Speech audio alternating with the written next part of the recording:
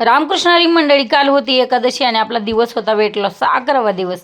सकाळी सकाळी गरम पाणी पिल्याच्या नंतर नाही 2 रताळी खाल्ली. त्याच्यामध्ये मीठ टाकून उकडलेलं होतं आणि लिंबू पिळलं होतं.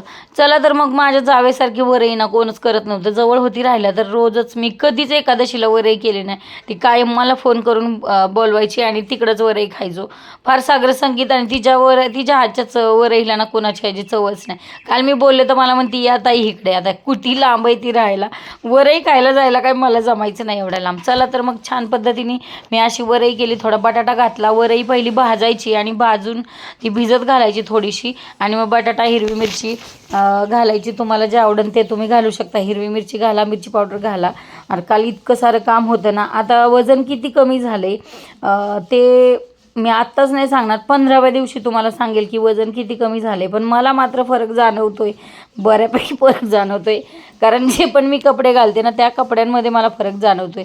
तर कालचा दिवस म्हणायचं म्हटलं ना तर एकादशी असल्यामुळं काल दिवसभर राजगिऱ्याचा लाडू 1-2 तुम्ही खाल्ले तर चालते. राजगिऱ्याचा लाडू खाल्ला, 2 वेळा ब्लॅक कॉफी पिली.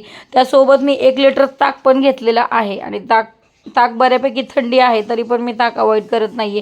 ताक मी रोजची रोज घेते. त्यासोबत रोज एक फळ खाल्लंच पाहिजे. आता ते फळ दाखवलं किंवा हे दाखवलं जात नाही व्हिडिओमध्ये, पण फळ मात्र मी रोज एक खातेच वेळच्या वेळी. आणि यामध्ये ना सगळ्यात महत्त्वाचं आहे ती वेळ, म्हणजे सकाळी 9, दुपारी 1, दुपारी 4 वाजता आणि परत 6च्या आत.